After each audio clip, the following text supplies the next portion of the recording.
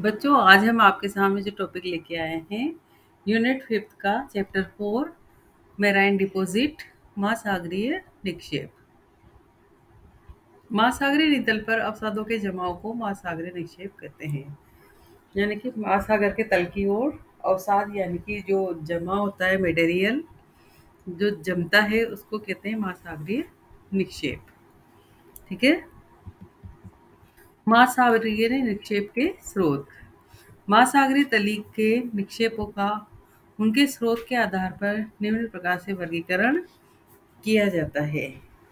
पहला, स्थलीज या भूमिज निक्षेप। इसके भी कुछ पार्ट है कि स्थलीज और भूमिज कौन कौन से होते हैं। बजरी, रेत, सिल्ट, मृत्तिका और पंख। पंख में 3 प्रकार के होते हैं, पीली पंख, हरी पंख, लाल पंख। उसके बाद आता है ज्वालामुखी पदार्थ तथा निक्षेप। तीसरे नंबर पे आते हैं जैविक पदार्थ तथा निक्षेप। जैविक पदार्थ तथा निक्षेप के भी कुछ पार्ट हैं, जैसे कि नेरेटिक निक्षेप, पेलेजिक निक्षेप। और पेलेजिक निक्षेप के भी पार्ट हैं चूना प्रधान ऊज। चूना प्रधान ऊज में है टेरोपॉड ऊज, ग्लोबिजेरिना ऊज, और सिलिका प्रधान ऊज के हैं रेडियोलेरियन ऊज और डायटम ऊज। चौथे नंबर पे आता है अजैविक यानी कि अकार्बनिक पदार्थ तथा उनका निक्षेप यानी उनका जमाव। ये भी 2 प्रकार के हैं, लाल मृत्तिका और उल्का धूलि। ये जो हमने प्रकार देखे हैं अभी, इन सब की डिटेल में थोड़ा अध्ययन करेंगे। पहला था हमारा स्थलीय या भूमिज पदार्थ, टेरिजेनियस मटेरियल्स। धरातलीय भाग पर अपक्षय की क्रिया के कारण चट्टानों में विघटन तथा वियोजन होता है। जब धरातलीय भाग पर अपक्षय की क्रिया होती है यानी कि नष्ट होने की क्रिया होती है, तो उस समय क्या होता है, चट्टानों में विघटन प्रारंभ हो जाता है, यानी कि उनका टूटना और बिखरना प्रारंभ हो जाता है, जिस कारण चट्टानें बारीक से लेकर बड़े बड़े टुकड़ों में टूटकर बिखर जाती है। जब उनकी क्रियाएं विघटन और वियोजन की क्रिया प्रारंभ हो जाए या निवेजन यानी कि घूलना, टूटना और बिखरने से मतलब है विघटन और वियोजन से, तो जिस कारण चट्टानें क्या हो जाती है, एकदम बारीक बन हो जाती है, टुकड़ों में टूट जाती है। कहीं बड़े टुकड़े हो जाते हैं, कहीं छोटे टुकड़े हो जाते हैं, है ना। उन टुकड़ों में वो बिखर जाती है, तो इसको हम बोलते हैं भूमिज पदार्थ। ठीक है ना। जो टुकड़े टूटे उनके बारीक बारीक या छोटे मोटे जिस तरह के टुकड़े उनके हुए, उनको हम बोलेंगे भूमिज पदार्थ।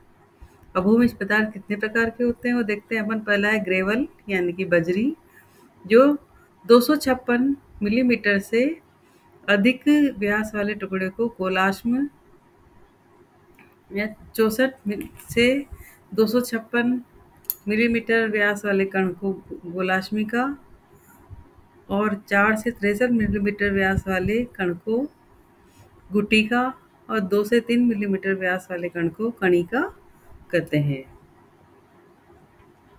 256 मिलीमीटर से अधिक व्यास वाले टुकड़े को क्या कहेंगे, गोलाश्म। 64 से 256 मिलीमीटर व्यास वाले को गोलाश्मिका, 4 से 63 का व्यास वाले कण को गुटिका और 2 से 3 मिलीमीटर व्यास वाले कण को कणिका कहते हैं। उसके बाद है रेत यानी कि सैंड, जो अत्यधिक मोटी रेत होती है, जो वेरी कोर्स सैंड कहलाती है। इसका व्यास होता है 1 मिलीमीटर। मोटी रेत होती है यानी कि कोर्स सैंड, इसका व्यास होता है 0.5 मिलीमीटर। मध्यम रेत मीडियम सैंड, इसका व्यास होता है 0.25 मिलीमीटर। बारीक रेत यानी कि फाइन सैंड, इसका व्यास होता है 0.125 मिलीमीटर। और अत्यधिक बारीक रेत यानी कि वेरी फाइन सैंड, ये होती है, इसका व्यास होता है 1/16 मिलीमीटर। ठीक है, बारीक रेत का क्या है, 1/16। उसके बाद आता है सिल्ट, जिसका होता है 1/17 मिलीमीटर से 1/256 256 मिलीमीटर व्यास वाले कणों को सिल्ट कहा जाता है। उसके बाद आती है मृत्तिका यानी कि क्ले। ये होती है 1/257 मिलीमीटर से 1/8192 मिलीमीटर व्यास वाले कणों को मृत्तिका कहते हैं। कितना व्यास होना चाहिए? 1/257 से लेकर 1/8192। ठीक है। उसके बाद आता है पंख यानी कि मड। पंख के कण मृत्तिका से भी छोटे होते हैं। जैसे नीली पंख को लेते हैं, ब्लू मड को। लोहे के सल्फाइड तथा जैविक तत्वों से युक्त चट्टानों के विघटन से प्राप्त पदार्थों से नीली पंख का निर्माण होता है। कौन से निर्माण हो रहा है? एक तो लोहे के सल्फाइड है इसमें, ठीक है, लोहे के सल्फाइड और जैविक तत्वों से युक्त चट्टानों का विघटन। ठीक है, हमें चट्टानों में जैविक तत्व प्राप्त होते हैं, हमें पता है पहले से। तो इस तरह की चीजों के विघटन से, यानी कि उनके टूटने से, है ना, किसका निर्माण हो रहा है? नीली पंख का निर्माण होता है। इसके बाद है लाल पंख यानी कि रेड मड। लोहे के ऑक्साइड से युक्त चट्टानों के विघटन से प्राप्त पदार्थों के जमाव से लाल पंख का निर्माण होता है। लाल पंख में क्या होता है कि लोहे के ऑक्साइड से युक्त चट्टानों के विघटन से, जिनमें लोहे का ऑक्साइड पाया जाता है, इस तरह की जो चट्टानें होती है, जब उनका विघटन होता है तो उनसे जो विघटन से प्राप्त पदार्थों के जमाव से लाल पंख का निर्माण होता है। ठीक है। उसके बाद आती है हरी पंख यानी कि ग्रीन मड। नीली पंख के सागरीय रासायनिक अपक्षय के कारण, रंग परिवर्तन के कारण हरी पंख का निर्माण होता है। जो नीली पंक्ति हमने शुरू में पढ़ी थी, नीली पंख, उसका क्या होता है कि नीली पंख के सागरीय रासायनिक अपक्षय के कारण, ठीक है, सागरीय रासायनिक अपक्षय के कारण, रंग परिवर्तन के कारण, ठीक है, फिर क्या होता है, रासायनिक अपक्षय हो जाता है तो उसमें रंग का परिवर्तन हो जाता है, तो ये क्या होता है, हरी पंख का निर्माण हो जाता है। ठीक है। दूसरे नंबर पर हम जो पदार्थ पढ़ेंगे वो है ज्वालामुखी पदार्थ। ठीक है। ज्वालामुखी के उद्गार से प्राप्त पदार्थों का निक्षेपण सागरों में दो स्रोतों से होता है। प्रथम है धरातलीय भागों पर ज्वालामुखी के उद्गार से प्राप्त पदार्थों में विघटन होने से उनका आकार बारीक हो जाता है तथा पवन द्वारा उड़ाकर सागर में ले जाए जाते हैं। पहली कंडीशन तो क्या है कि धरातलीय भागों पर ज्वालामुखी के उद्गार से प्राप्त पदार्थ, जब ज्वालामुखी उत्पन्न होता है, हमें पता है कि उसमें से लावा और अन्य कितने ही पदार्थ आके भूमि पर बाहर निकलते हैं और उस पर जम जाते हैं। ठीक है, तो वो उसके उद्गार से प्राप्त पदार्थ है सारे के सारे। तो ये चीज हम पढ़ रहे हैं यहाँ पे कि धरातलीय भागों पर ज्वालामुखी के उद्गार से प्राप्त पदार्थ, ठीक है, उनमें कौन सी क्रिया हो रही है? विघटन की, है ना, विघटन यानी टूटने की क्रिया। उनका, जिससे क्या होता है, उनका आकार बारीक हो जाता है तथा फिर पवन द्वारा उड़ाकर सागर में ले जाए जाते हैं। जब उनका आकार बारीक हो जाएगा विघटन के टूटने से, तो फिर क्या होगा कि वो पवन द्वारा यानी कि हवा द्वारा उड़ाकर कहाँ ले जाए जाते हैं? सागर की ओर ले जाए जाते हैं। ठीक है। द्वितीय है महासागरों के अंतर्गत ज्वालामुखी के उद्भेदन के कारण ज्वालामुखी पदार्थ सीधे सागरों में जमा कर दिया जाता है। कहाँ पर? यदि महासागरों के अंतर्गत, कितने ज्वालामुखी ऐसे जो महासागर के अंतर्गत भी हमें मिलते हैं। तो महासागरों के अंतर्गत ज्वालामुखी के उद्भेदन के कारण, उद्भेदन यानी कि उनकी क्रिया होने की जो क्रिया होती है, इसके कारण क्या होता है, ज्वालामुखी पदार्थ सीधे ही सागरों में जमा हो जाते हैं। ठीक है ना। तीसरे नंबर पर हम लेते हैं जैविक पदार्थ को। इसे कार्बनिक पदार्थ भी कहा जाता है। कौन सा पदार्थ कह रहे हैं हम? कार्बनिक पदार्थ। इस जमाव का स्रोत सागर स्वयं है। कौन है इसका स्रोत? है जो वो सागर स्वयं है। पहला है इसमें तट तलवासी या नेरेटिक पदार्थ। हमने आगे इसका जो क्लासिफिकेशन पढ़ा था पूरा, उसमें एक एक वर्गीकरण देखा था, अब उनका डिटेल में पढ़ रहे हैं। जैविक पदार्थ पे आ गए हैं। तो जैविक पदार्थ को कार्बनिक पदार्थ भी कहते हैं और इसका जमाव का जो स्रोत है वो सागर ही है। ठीक है। तो इसमें पहला जो जमा होता है वो किस प्रकार होता है? तट तलवासी, या उसको इंग्लिश में बोलते हैं नेरेटिक पदार्थ। ठीक है। तो सागरों में मिलने वाले जीव जंतुओं के अवशेष से प्राप्त पदार्थों को नेरेटिक पदार्थ कहते हैं। सागरों में मिलने वाले जीव जंतुओं के अवशेष से प्राप्त पदार्थों को नेरेटिक पदार्थ कहते हैं। इसके अंतर्गत मोलस्क जीव के कोश तथा टुकड़े, रेडियोलेरिया के अस्थि पंजर तथा स्पंज की कंटिका, चूना प्रधान एवं अम्ल प्रधान वनस्पति के अवशेष को सम्मिलित किया जाता है। टट्टालवासी नैरेटिक पदार्थ में कौन कौन सी चीजें आती है कि सागरों में मिलने वाले जीव जंतुओं के अवशेष, सागर में जो जीव जंतु हमें मिलते हैं उनके अवशेष, ठीक है। अवशेष यानी कि उनके कुछ भाग, उनके टुकड़े, उनकी हड्डियां, उनका जो आवरण, जो सब जो भी हमें यहाँ से प्राप्त होता है जीव जंतु के अवशेष से प्राप्त पदार्थों को नैरेटिक पदार्थ कहते हैं। इसके अंतर्गत मोलस्क जीव के कोश तथा टुकड़े, मोलस्क जीव होता है एक प्रकार का सागरीय जीव, तो उसके कोश तथा टुकड़े, रेडियोलेरिया के अस्थिपंजर तथा स्पंज की कंटिका, स्पिक्यूल, चूना प्रधान एवं अम्ल प्रधान वनस्पति, कौन कौन सी, एक तो चूना प्रधान, दूसरी अम्ल प्रधान वनस्पति के अवशेष को सम्मिलित किया जाता है। कौन कौन सी बात हो गई, एक तो जीवों के अवशेष हो गए, ठीक है, जीवों के अवशेष को कहा जाता है। उसके अंतर्गत एक तो मोलस्क जीव के कोश तथा टुकड़े, फिर रेडियोलेरिया के अस्थिपंजर, स्पंज की कंटिका, चूना प्रधान अम्ल प्रधान वनस्पति के अवशेष, ठीक है ना। दूसरा इसमें है अगाध सागरस्थ पेलेजिक पदार्थ। अगाध सागरस्थ बोलेंगे या पेलेजिक पदार्थ बोल सकते हैं इसको। इसके अंतर्गत अगाध सागर में मिलने वाले शैवाल से निर्मित पदार्थों को सम्मिलित किया जाता है। अगाध सागर में यानी कि सागर में के अंतर्गत गहराई पर, ठीक है, कौन सी चीजें मिल रही है, शैवाल, तो शैवाल से निर्मित पदार्थों को सम्मिलित किया जाता है जिन्हें ऊज कहा जाता है, ठीक है। अब इसमें कौन कौन से पेलेजिक पदार्थ कौन कौन से होते हैं एक बार देख लेते हैं। पहला है इसमें चूना प्रधान ऊज, कैलकेरियस ऊज। चूने के अंश की अधिकता के कारण ये पदार्थ अधिक गहराई पर नहीं पाए जाते हैं, क्योंकि चूने की मात्रा ज़्यादा है इसलिए अधिक गहराई पर नहीं मिलेंगे, ऊपर ही मिलेंगे, क्योंकि ये शीघ्र ही घुल जाते हैं, ठीक है। चूने की मात्रा ज़्यादा है, चूना पानी में शीघ्र घुल जाता है, ठीक है ना, तो ये ज़्यादा गहराई में नहीं मिलकर ऊपर ही मिलते हैं, क्योंकि ये शीघ्र घुल जाते हैं और इनकी स्थिति 1000 से 2000 कदम के बीच महासागरों की तली पर पाई जाती है। स्थिति कहाँ है, कहाँ पे पाए जाते हैं, 1000 से 2000 कदम के बीच महासागरीय तली पर पाए जाते हैं। इनको 2 उपविभागों में विभाजित किया गया है।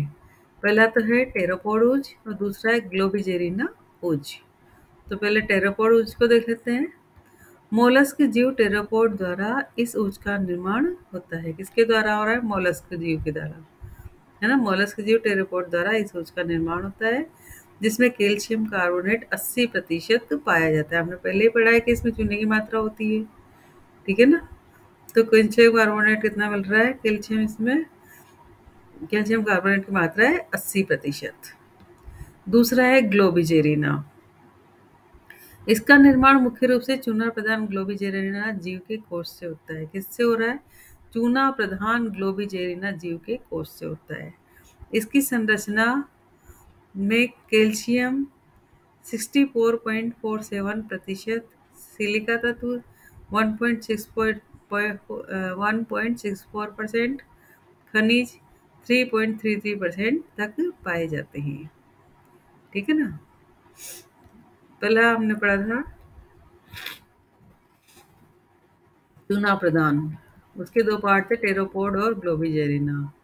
अब पढ़ेंगे हम सिलिका प्रधान ऊज। सिलिका अंश की अधिकता के कारण इसे सिलिका युक्त ऊज कहते हैं। 2 प्रकार में इसे विभाजित कर सकते हैं, रेडियोलेरियन ऊज और डाइटम ऊज। पहला रेडियोलेरियन, दूसरा डाइटम। तो रेडियोलेरियन ऊज को देखते हैं। रेडियोलेरियन ऊज का निर्माण रेडियोलेरिया, डाइटम, फोरामिनिफेर जीवों के अवशेष से होता है। कौन कौन से, एक तो रेडियोलेरियन ऊज का निर्माण किस से हो रहा है, रेडियोलेरिया, डाइटम, फोरामिनिफेर जीव के अवशेष से होता है। इसमें सिलिका अंश अधिक होता है क्योंकि ये सिलिका के आधार पे है, तो यहाँ सिलिका के आधार, पहले हमें चूना प्रदान पढ़े थे तो वो चूने के आधार पर थे। ठीक है, तो सिलिका प्रदान है तो इसमें सिलिका की मात्रा अधिक होती है, किसमें? रेडियोलेरियन ऊज में। दूसरा है डाइटम ऊज। डाइटम ऊज का निर्माण अत्यंत सूक्ष्म पौधों के अवशेष से होता है।